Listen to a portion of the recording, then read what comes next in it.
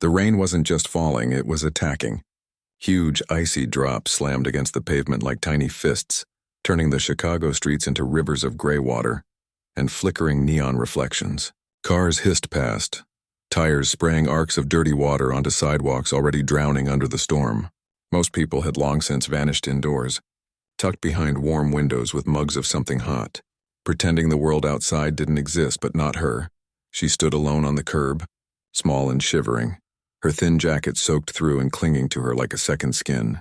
Her sneakers, once bright pink, now faded and split at the toes, sloshed with every step. Water dripped from the ends of her hair, down her neck, into her collar. She hugged herself, not just from the cold, but from something deeper, something that made her chest ache like it was being squeezed by invisible hands. She clutched a crumpled piece of paper in her fist, the kind you get at the hospital, with smudged ink and a timestamp that felt like a countdown. On it, in shaky handwriting, was an address. Not just any address. The tallest building in the neighborhood. The one with the dark glass windows that never seemed to open. The one people whispered about but never approached. "That's where the rich man lives," her neighbor had said once, pointing up like it was a castle in the clouds. "He owns half the city. Doesn't talk to anyone." She didn't know if that was true. She didn't care. All she knew was that her mom hadn't woken up. Not really. She'd opened her eyes once, just for a second, and whispered, "Go get help, baby. Find someone who can—" Then her voice had faded, and the nurses had looked at each other with tight lips and tired eyes. The hospital said they couldn't do the surgery without money. "We're sorry," they kept saying, like it was a magic phrase that made everything okay. But it wasn't okay. Her mom's breathing was shallow, her skin pale like paper, and every time she coughed it sounded wet and wrong. So she'd run, not away from the hospital, yes, but toward something. Toward hope. Toward the only name she'd heard that sounded like it might mean help, the man who lived in the tall building. She didn't know his name. Didn't know if he'd even answer. But she had to try. Her legs burned as she climbed the steps to the front entrance. The building loomed above her, silent and imposing, its lobby glowing with soft golden light behind thick glass doors. A security camera swiveled slowly near the top, its red eye blinking like a heartbeat. She reached up, her fingers trembling, and pressed the intercom button. It buzzed once, then silent. She pressed it again, and again. Nothing. Tears mixed with rain on her cheeks. She wanted to scream, to bang on the door, to collapse right there on the cold stone steps. But then, just as she turned to leave, the door clicked open. Not all the way. Just a crack. A man stood there. Tall, dressed in a crisp white shirt with the sleeves rolled up. His hair slightly messy, like he'd been running his hands through it. He looked tired but sharp, like someone used to making decisions fast. His eyes, gray and guarded, scanned the empty street before landing on her. For a long moment, neither of them moved. Rain poured around them, but in that narrow doorway, it felt like the world had stopped. Then she looked up at him, her lower lip quivering, and the words tumbled out before she could stop them. "They hurt my mom," she whispered, her voice cracking like thin ice. "She's dying." She didn't say more. She didn't have to. The raw fear in her eyes, the way her whole body shook, not just from cold, but from something deeper, something desperate, said everything. The man stared, not with annoyance, not with suspicion, but with a kind of stunned stillness like he'd just seen a ghost. His breath caught. His hand, which had been resting on the doorframe, tightened slightly. He'd seen plenty of people in his life. Investors in tailored suits, celebrities with perfect smiles, politicians with rehearsed charm. But never this. Never a child alone in a storm, standing on his doorstep with nothing but soaked clothes and a plea that cut straight through his carefully built walls. He crouched down slowly, bringing himself to her eye level. Up close, he could see the dark circles under her eyes, the way her nose was red from crying, the hospital bracelet still dangling from her wrist. She smelled like rain, antiseptic, and fear. "Where's your mom now?" he asked, his voice softer than he'd used in years. "The hospital," she said, sniffling, "but they won't help her unless—" She trailed off, clutching the paper tighter. I didn't know where else to go. He didn't ask why she came to him. He didn't ask how she even knew this address. Something in her expression, the sheer unfiltered honesty of her pain, told him this wasn't a trick. This was real. Too real. Without another word, he stepped back and opened the door wider. "Come in," he said. She hesitated, glancing at her dripping shoes. "I'll get your floor wet." "I don't care about the floor," he said gently. "Come in before you catch pneumonia." She stepped inside, water pooling around her feet on the polished marble. Warm air wrapped around her like a blanket, and for the first time in hours, she stopped shivering, not because she was dry, but because someone had finally seen her. He grabbed a thick towel from a nearby closet and knelt again, draping it over her shoulders. "What's your name?" he asked. She told him. He nodded. "Okay, let's call your mom's hospital. Right now." He led her to a sleek desk in the corner of his living room, a space so quiet and clean it felt like a museum.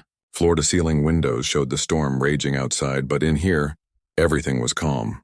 Too calm, like no one had ever laughed or cried in this room before. He picked up a phone, dialed a number from memory, and spoke in a low, firm voice. "This is Daniel. I need Dr. Lin on the line now. It's urgent." He listened for a moment, then added, "Tell her it's about an emergency admission at Mercy General. A woman named Rosa. Critical condition. No insurance." While he talked, the girl sat on the edge of a leather couch, clutching the towel like a lifeline. She watched him. The way his jaw tightened when he heard something he didn't like. The way his fingers tapped once on the desk when he was thinking. He wasn't like the men in her neighborhood. He didn't yell. Didn't curse. But there was a quiet strength in him, like a tree that doesn't bend in the wind. After a few minutes, he hung up. "They're moving her to ICU," he said. "Dr. Lin's on her way. She'll make sure your mom gets everything she needs." The girl's eyes filled with tears again, but this time they were different. Not just fear, hope, fragile and flickering like a candle in a draft. "Why are you helping us?" she asked, her voice small. He didn't answer right away. He looked out the window at the rain still hammering the city below. For a second, his face changed, softened, almost sad. "Because once," he said quietly, "someone should have done the same for my mom." She didn't understand all of it, but she understood enough. He knew what it felt like to stand alone when everything was falling apart. He turned back to her. "You're not going back out there tonight. You'll stay here. I'll drive you to the hospital in the morning. First thing." She nodded, too tired to argue, too relieved to speak. He brought her a cup of warm milk, no fancy tea, no expensive drink, just simple milk like her mom used to make when she had nightmares. He found an old sweatshirt that was way too big for her, and let her change out of her wet clothes in the guest bathroom.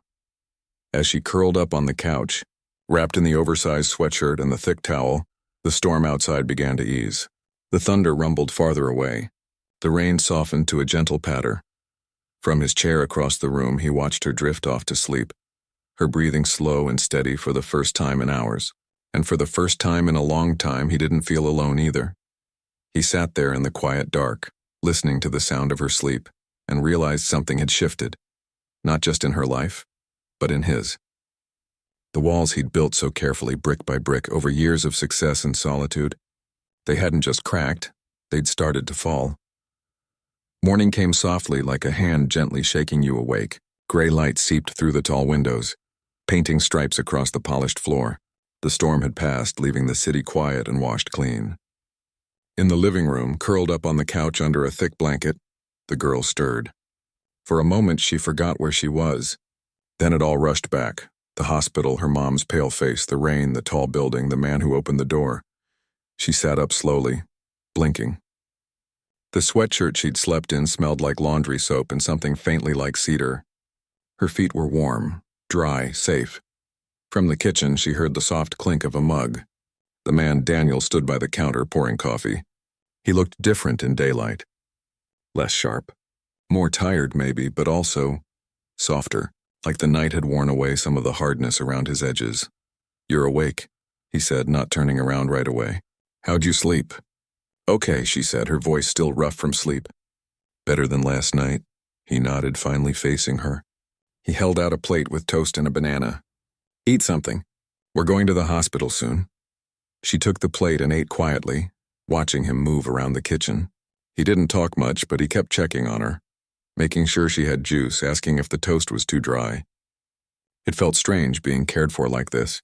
At home, it was always her mom doing the caring, even when she was exhausted, even when her feet were swollen from standing all day.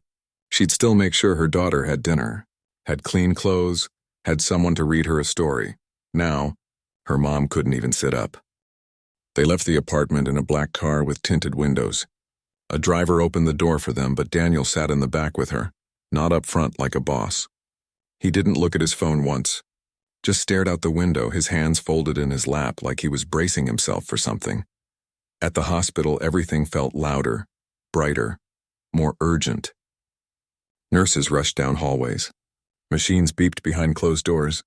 The smell of antiseptic hung in the air, sharp and familiar. A woman in a white coat met them at the entrance. "Mr. Reeves," she said, nodding respectfully. "I'm Dr. Lin. Your call last night made all the difference." He didn't smile.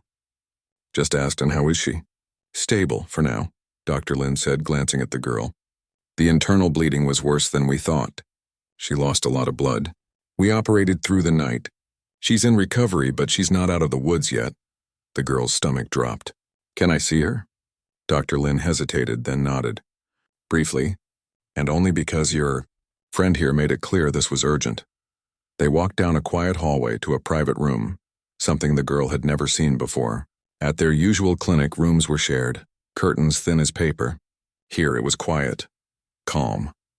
Her mom lay in the bed, connected to tubes and monitors, her face still pale but less gray than before, a bandage wrapped around her head. Her breathing was slow, steady. The girl crept to the bedside and took her mom's hand. It was cool but not cold. "Mama?" She whispered, no answer. But her fingers twitched slightly, like she heard. Daniel stood near the door, giving them space. He watched the girl lean close, whispering things only her mom could hear. "I'm okay. I found help. Please wake up." After a few minutes, Dr. Lin gently touched the girl's shoulder. "She needs rest. You can come back later." Back in the hallway, Daniel turned to the doctor. "What does she need now?" "Time, monitoring, blood transfusions, physical therapy later. But honestly, she needs to not worry about bills or rent or how she'll feed her child while recovering. Stress could undo everything we just did." Daniel didn't flinch. "Handle it. Whatever she needs, meds, therapy, home care, put it on my account. And find them a safe place to stay. Not that neighborhood." Dr. Lin raised an eyebrow but didn't argue. "I'll arrange it." As they walked back to the car, the girl stayed quiet. But when they got inside, she looked at him, eyes wide. "You're paying for all of it?" He nodded. "Yes. Why?" "You don't even know us." He looked out the window again at the city waking up. Delivery trucks, people hurrying to work, a street vendor setting up his cart. "I know what it's like," he said finally. "To watch someone you love suffer because the world doesn't care if you're poor." She didn't understand everything he meant, but she heard the truth in his voice. Later that day, back at his apartment, he made a few more calls. One was to a real estate agent, another to a security firm, a third to someone who ran a nonprofit for families in crisis. He spoke quietly, firmly, never raising his voice, but every word carried weight. While he worked, the girl sat at the kitchen table drawing. She didn't have paper, so she used the back of an old envelope. She drew her mom smiling, standing in a kitchen with sunlight coming through the window. Then she drew the tall building, and a small figure herself knocking on the door. When Daniel saw it, he paused. "That's good," he said simply. "It's us," she said. He didn't say anything for a moment. Then he carefully tucked the drawing into a folder on his desk like it mattered. That evening, a woman came to the apartment. Kind eyes, warm voice. She introduced herself as a social worker, but not the kind who asked too many questions or made you feel like you were being judged. She brought clothes for the girl, toiletries, even a stuffed rabbit, just in case you miss home. She also brought news. They'd found a small apartment in a safer part of the city. Ground floor, close to a clinic. Landlord agreed to hold it for 2 months, no deposit. "All taken care of," the woman said, smiling at Daniel. He just nodded. "Good." But that night after the social worker left, something shifted. The girl couldn't sleep. She kept thinking about her mom alone in that hospital room. What if she woke up and didn't know where her daughter was? What if she thought she'd been abandoned? She found Daniel in his study, staring at a photo on his desk. It was old, faded at the edges. A woman with tired eyes and a gentle smile standing in front of a rundown house holding a boy's hand. "That's your mom?" the girl asked softly. He didn't startle, just nodded. "Yeah, she looks nice." "She was," he said. "Worked 3 jobs. Cleaned offices at night. Waited tables during the day, took in sewing on weekends. One winter, she got pneumonia. Couldn't afford to miss work, so she kept going. By the time she collapsed, it was too late. The girl's throat tightened. Did anyone help? He shook his head. No one came. No one even knew she was gone until the neighbors complained about the smell. His voice was flat, but his hands were clenched. I was 10. After that, I swore I'd never be that powerless again. She didn't know what to say. So she just sat beside him on the floor, silent. After a long while, he looked at her. Your mom's not alone. You made sure of that. You knocked on a stranger's door in the middle of a storm. That took courage most adults don't have. She shrugged. I just didn't know what else to do. Sometimes, he said, doing the only thing you can is the bravest thing of all. The next morning, they returned to the hospital. This time her mom was awake, weak, yes. Her voice barely a whisper. But her eyes, those were sharp, alert, and full of fear when she saw her daughter. Baby, she croaked, reaching out. You're okay? I'm okay, Mama, the girl said, squeezing her hand. He helped us. Her mom's gaze shifted to Daniel standing quietly by the door. Suspicion flickered in her eyes. People like him didn't help people like her, not without wanting something. But before she could speak, Daniel stepped forward, not too close, just enough to be seen clearly. My name's Daniel, he said. I'm not here for anything. Your daughter came to me because she was scared. I couldn't turn her away. Her mom studied him, saw the lack of arrogance, the quiet sincerity, saw the way he kept glancing at her daughter like he was making sure she was all right. Thank you, she whispered, tears welling up. But we can't pay you back. You don't have to, he said. Just get better. That's all. She looked down, overwhelmed. Pride and gratitude tangled inside her, pulling her in two directions. Later, alone with her daughter, she whispered, Why him? Of all people. Because he answered the door, the girl said simply. Back at the apartment that night, Daniel sat on the balcony, looking out at the city lights.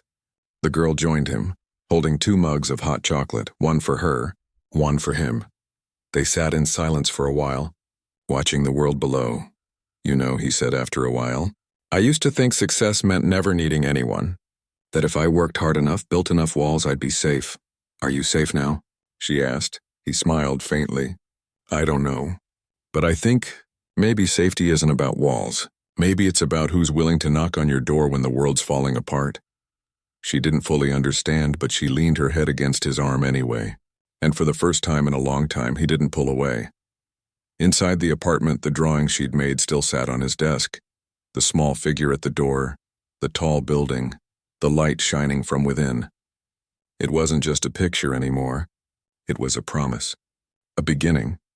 And somewhere deep down, both of them knew their lives would never be the same. Weeks passed, and the rhythm of life began to settle into something new. The girl's mom was home now, still weak, still moving slowly, but alive. The new apartment was small but bright, with windows that let in morning sun and a kitchen that didn't smell like damp walls. A nurse came by twice a week to check her vitals and change her bandages. Groceries appeared on the doorstep every Monday, fresh fruit, bread, milk, no note, just care wrapped in brown paper.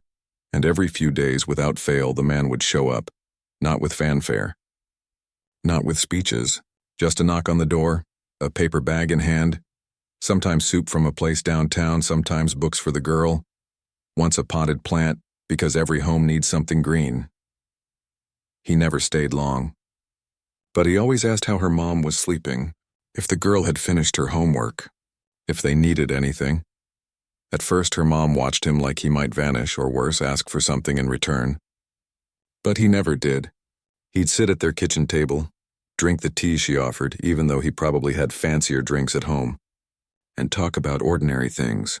The weather, a funny thing the girl said, a stray cat that kept hanging around his building. Slowly, the suspicion faded, not all at once, but like frost melting off a window pane, gradually, quietly, until you could finally see clearly again. Then came the day the reporters showed up. It started with a photo. Someone, maybe a hospital staff member, maybe a neighbor, had snapped a picture of the man helping the girl into his car outside the hospital. It wasn't much, just a tall man in a coat, a small child holding his hand, rain still in the air. But the caption went viral.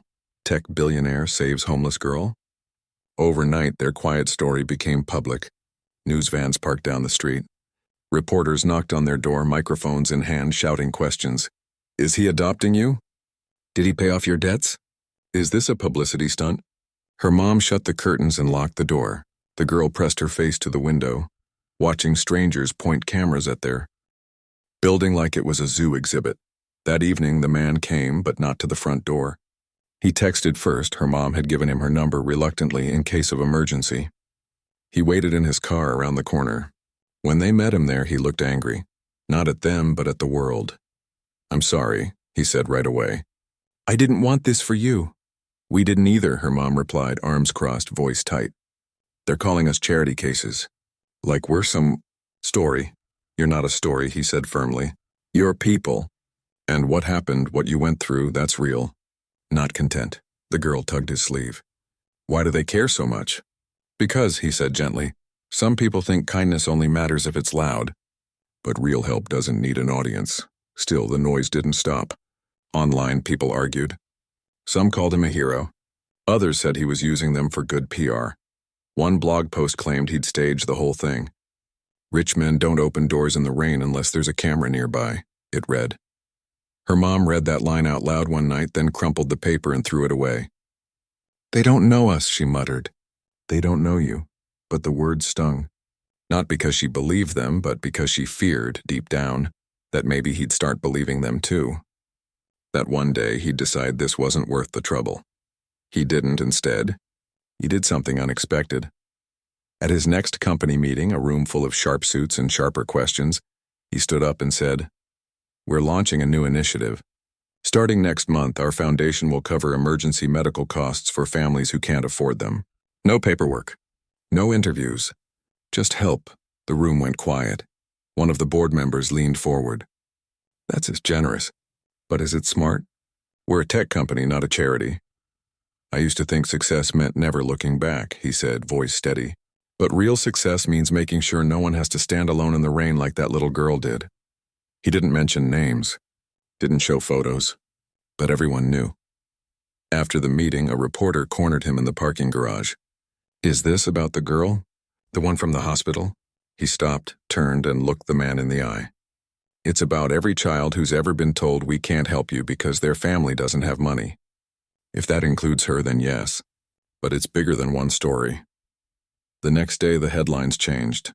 Billionaire CEO launches emergency medical fund, read one. Another. From profit to purpose, a new vision for tech. At home, her mom watched the news with tears in her eyes, not of shame, but relief. He didn't use us, she whispered. He honored us. The girl didn't understand all the business talk, but she saw the difference. The reporters stopped coming. The whispers online quieted, and the man kept showing up, not less but more. One Saturday, he brought paint. Your mom said this place could use some color, he said, holding up cans of soft yellow and sky blue. They spent the afternoon painting the living room together. Her on a step stool, him on his knees near the baseboards. Her mom sat in a chair, wrapped in a blanket, smiling as they laughed over paint splatters and crooked lines. You're terrible at this, the girl teased, pointing at his smudged shirt. I never said I was good, he laughed. Just willing. Later, as they cleaned brushes in the sink, her mom said quietly, You didn't have to do any of this. He looked at her, really looked at her, saw the gratitude, the lingering fear, the strength it took to accept help. I know, he said, but I wanted to, and that was the truth. Not obligation, not guilt. Want. As the weeks turned into months, something else grew. Not just trust, but something like family. He started coming for dinner. Not fancy meals, just spaghetti or rice and beans, whatever they had. He'd help with dishes, ask about school. Once, he even helped the girl build a birdhouse for their tiny balcony, his big hands surprisingly gentle with the hammer and nails. Her mom began to walk without help. Then she started looking for work, not at diners or factories, but something safer, something that used her voice, her kindness. She'd always been good with people, listening, calming them down. The man mentioned his new foundation needed someone to talk to families in crisis, someone who'd been through it, who understood. You'd be perfect, he said. She hesitated. I don't have a degree. No fancy resume. You have something better, he replied. You know what it feels like to be on the other side of that hospital desk? That's worth more than any diploma. She took the job. On her first day, she wore a simple blouse and carried a notebook. The girl walked her to the bus stop proud. You look like a boss, she said. Her mom laughed. I feel like I'm pretending. You're not, the girl said firmly. You're exactly who they need. Meanwhile, the man changed too. His office, once cold and silent, now had drawings taped to the wall, crayon sons, stick figure families, a lopsided heart that said, thank you. His assistant noticed he smiled more. Took lunch breaks. Even left work early sometimes to check on someone. One evening, as they sat on the balcony watching fireflies blink in the park below, the girl asked, Do you miss being alone? He thought about it. I used to think being alone meant being in control, but it just meant being lonely. There's a difference. She nodded like she understood. Maybe she did in her own way. Inside, her mom was humming while washing dishes, a sound the man hadn't heard in his own home in decades. It wasn't perfect. There were still hard days, nights when her mom's ribs ached, mornings when the girl woke up scared it had all been a dream. But they faced them together, and that made all the difference. No cameras, no headlines. Just three people, learning how to care without conditions, how to accept help without shame, how to build something real out of something broken. The world kept spinning, loud and messy and full of judgment. But in their little corner of the city, something quiet and strong was growing, like a seed that had finally found good soil, after years of being tossed by the wind, and for the first time in a long time, everyone involved felt like they belonged. The foundation was growing faster than anyone expected. What started as a quiet promise to cover emergency medical bills for families who fell through the cracks was now helping dozens every month. People wrote letters, not emails. Real letters on lined paper with shaky handwriting and tear stains. You gave us a second chance, one read. My daughter is walking again because you paid for her surgery. Another. I didn't have to choose between rent and my insulin. Thank you for seeing us, the man read every single one. He kept them in a drawer in his desk, not for show, but as a reminder of why he'd started this and who it was really for.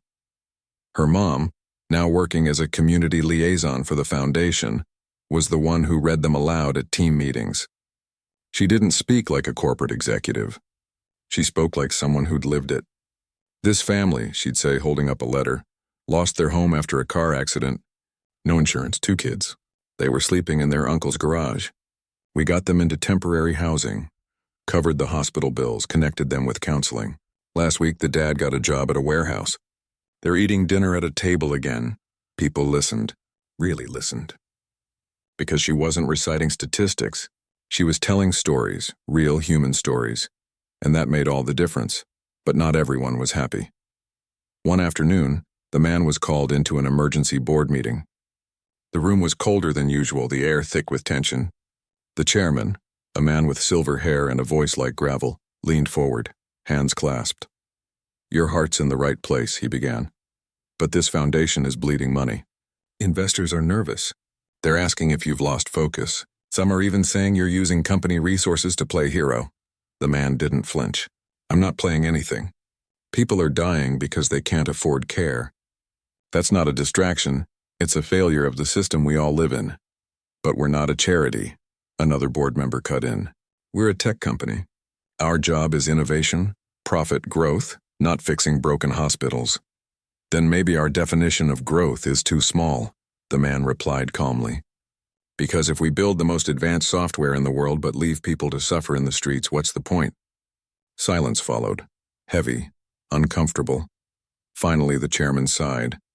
Look, we're not asking you to shut it down, but scale it back. Make it quieter, less personal, more strategic. The man looked around the table, at the expensive watches, the tailored suits, the faces that had never worried about a medical bill in their lives. And he knew in that moment that he had a choice, protect his position or protect his purpose. He stood up. I won't scale it back, he said, voice steady. And I won't make it quieter. If anything, we're going bigger. Starting next quarter, we're partnering with 3 city hospitals to create a fast-track system for uninsured patients. No waiting. No denials. Just care. The room erupted. You can't do that without board approval, someone shouted. I just did, he said. And if that means I lose my seat here, so be it. But I won't watch another child stand in the rain because the system said no. He walked out. Not dramatically, just calmly, like he'd already made peace with whatever came next. That night, he didn't go home. He went to the apartment, the small sunlit one where the girl and her mom now lived.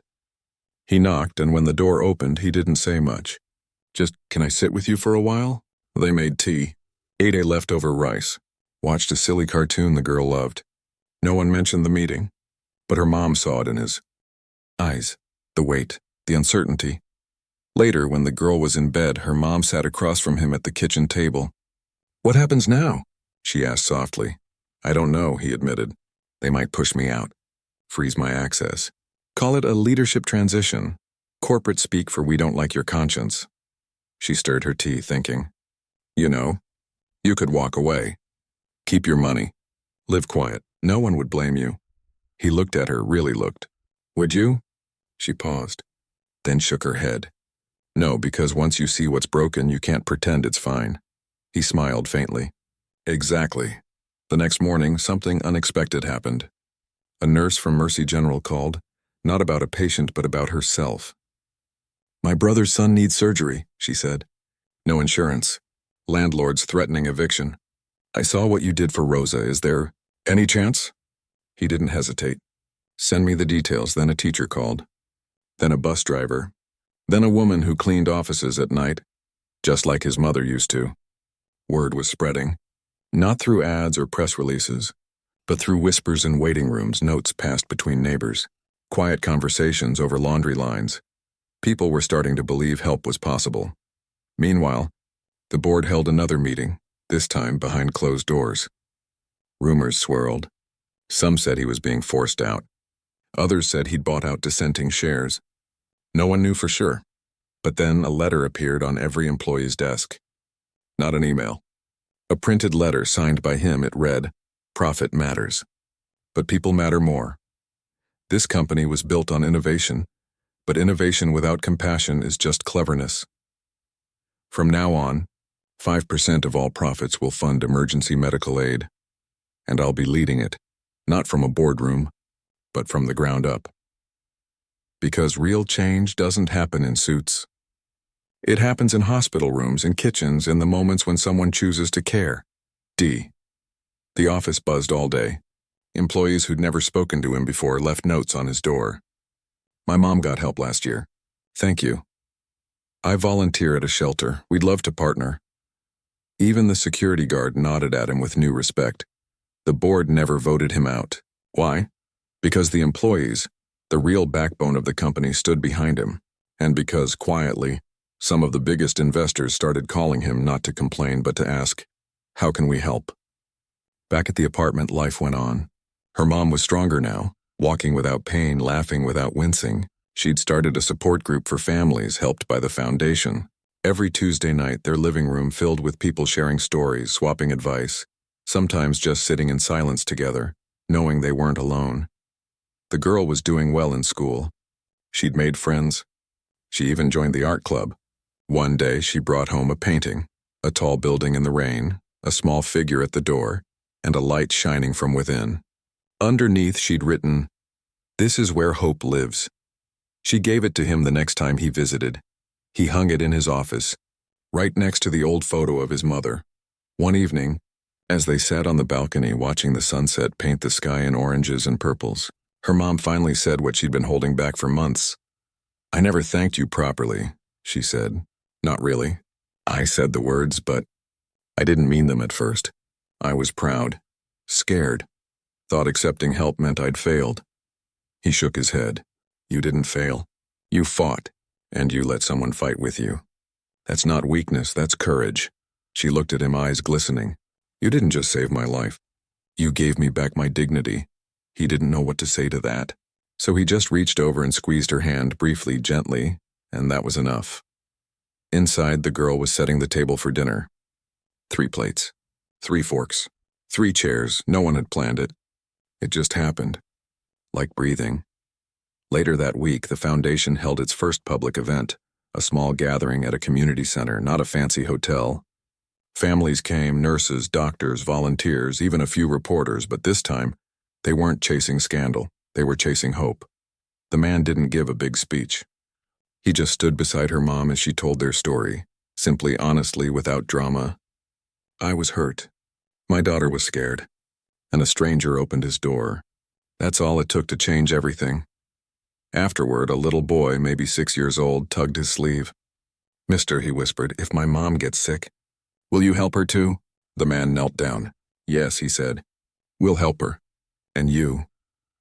The boy smiled, then ran back to his mother, who was crying quietly in the corner. That night, driving home, the man didn't feel like a CEO. He didn't feel like a billionaire. He just felt human, tired, yes, but full, like his heart had finally found a place to rest. And for the first time in years, he wasn't afraid of the rain. 2 years had passed since that rainy night. The city looked the same. Same tall buildings, same rush of traffic, same hum of life, but for 3 people, everything had changed. The girl was 10 now. Her hair was longer, her voice steadier, and her laugh came easier. She still loved to draw, but now her sketches filled notebooks instead of the backs of envelopes. One of them, a detailed portrait of her mom standing confidently in a blazer holding a clipboard, hung in the foundation's main office. People stopped to look at it, not because it was perfect, but because it was full of love. Her mom, stronger, healthier, and more sure of herself than ever, now ran the foundation's local outreach program. She didn't just process applications. She visited families in their homes, sat with them at kitchen tables, listened to their fears without judgment. She turned her pain into purpose, and in doing so, had found a kind of peace she never thought possible. And the man, he still lived in the tall building, but it didn't feel like a fortress anymore. The windows were often open. Music sometimes drifted out, soft jazz or the sound of someone practicing piano. The girl had started lessons, and he'd insisted on paying. "Every kid deserves a chance to make music," he'd said. He still ran his company, but differently. Meetings started with, "How are you, really?" Profits were strong, but now they were shared, not just with shareholders, but with communities. The foundation had grown to 3 cities with plans for more. And every decision, big or small, was measured by one question: does this help someone breathe easier? One evening in early spring, they all gathered at the apartment, not for a crisis, not for a favor, but just because. Dinner was simple: roasted chicken, steamed vegetables, store-bought cookies for dessert. The girl set the table with mismatched plates she'd collected from thrift stores. Each one special in its own way, she declared. As they ate, they talked about ordinary things: the girl's science project on bees, her mom's new coworker who brought homemade tamales every Friday, the man's struggle to keep his balcony plants alive. "I water them too much," he admitted. "Or not enough. Can't get it right." After dinner, the girl cleared the table while her mom made tea. The man stood by the window watching the streetlights flicker on one by one. It was quiet, comfortable, the kind of quiet that only comes when you're truly safe. Later, as they sat on the couch, her mom knitting, the girl flipping through a comic book, the man reading a book with one eye on them both, the girl looked up. "Do you ever think about that night?" she asked. "The rain? When I knocked?" The man closed his book. "All the time." "Me too," she said. "I used to have nightmares about it, but now, it feels like the beginning of something good." Her mom smiled. "It was." He didn't say anything for a moment. Then softly, "I used to think I had to earn my worth through what I built, what I owned. But that night, you showed me that worth isn't earned. It's given, just by showing up."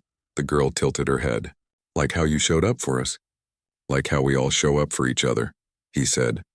A few days later, the foundation held its annual gala, not in a ballroom, but in a renovated community center downtown. There were no diamond necklaces or tuxedos, just families, volunteers, doctors, and people who'd once been on the edge and now stood tall. The man gave a short speech. No grand promises, no corporate jargon, just this. "A long time ago, a little girl stood in the rain and asked for help. She didn't know my name, didn't know if I'd care. But she knocked anyway, and in that moment she taught me something I'd forgotten, that no one should have to face darkness alone. This foundation isn't mine. It's ours. built by every person who's ever said, "I see you. I'm here." After the applause, a reporter approached him near the refreshment table. "People still ask," the reporter said, notebook in hand. "Why did you do it? Risk your reputation, your company's image?" "For strangers." The man glanced across the room. Her mom was laughing with a young couple who'd just received help for their newborn surgery. The girl was showing a group of kids how to fold paper cranes. He turned back to the reporter and smiled. "Because once no one came when my mother needed them. This time someone did." The reporter blinked, then wrote that down, not as a quote for a headline, but as a truth worth remembering. Later that night, as they walked back to the car together, the girl skipped ahead, twirling under the streetlights. Her mom walked beside the man, hands in her pockets. "You know," she said quietly, "I used to think kindness was something you gave when you had extra, but you showed me it's something you give even when you're empty, especially then." He nodded. "And you showed me that accepting kindness isn't weakness. It's how we heal." They reached the car. The girl was already in the back seat humming a song from school. Before getting in, her mom turned to him. "You never had to do any of this, but you did. And I'll never stop being grateful." He looked at her. "Not as a project, not as a cause, but as a friend. Gratitude's nice," he said, "but you don't owe me anything. Just keep being you." "That's enough," she smiled. "Deal." The drive home was quiet, filled only by the hum of the engine and the occasional giggle from the back seat. When they pulled up to the apartment building, the girl yawned. "Can you tuck me in?" she asked, half asleep already. "Of course," he said. Upstairs, he sat on the edge of her bed while she burrowed under the covers. On her nightstand sat a framed photo, the three of them, taken last summer at a park, eating ice cream, laughing at something silly. "Uncle Dan?" she murmured, using the name she'd started calling him months ago without asking, without permission. "It just felt right, yeah? Do you think my mom's happy now?" He looked at the photo, then at her. "I think she's more than happy. I think she's whole." She smiled, eyes already closing. "Me too." He kissed her forehead lightly, turned off the lamp, and stepped into the hallway. Her mom was waiting, leaning against the doorframe. "She asleep?" "Almost." They stood there for a moment in the soft hallway light, the kind of silence that doesn't need words. Then she said, "You know, you could have just written a check, sent a car, walked away." "I know," he said, "but then I would have missed all this." "All what?" He gestured, not to the apartment, not to the things, but to the feeling. The warmth, the belonging, this, us, the way she calls me Uncle Dan, the way you trust me with your daughter, the way we eat burnt toast on Sundays and argue about whether pineapple belongs on pizza. She laughed softly. "It doesn't, see? Even our fights are normal. And that was the miracle, wasn't it? Not the money, not the headlines, but the ordinary moments, the shared dinners, the inside jokes, the quiet understanding that had become their new normal." He never adopted the girl, never tried to replace her father or overstep her mother's role. He simply became family in the way that mattered most, by showing up, again and again without expecting anything in return. And in return, they gave him something he hadn't known he was missing, a home. As he walked back to his car that night, the city felt different. Not colder, not louder, but kinder, because he knew now that kindness wasn't rare. It was just waiting for someone to knock. And sometimes all it took was one small voice in the rain to change everything. Years later, people would tell the story, not as a fairy tale, but as a reminder. That wealth isn't measured in bank accounts, but in the lives you touch. That power isn't about control, but about connection. And that the richest person in the room isn't the one with the most money, but the one who dares to open the door. For the man, the girl, and her mom, the story wasn't over. It was just beginning every day in 1,000 small ways. A phone call to check in, a shared umbrella in the rain, a hand to hold when the world feels heavy. And in those moments, they weren't CEO, single mom, and child. They were just three people who chose to care, and in doing so, found everything they'd ever needed.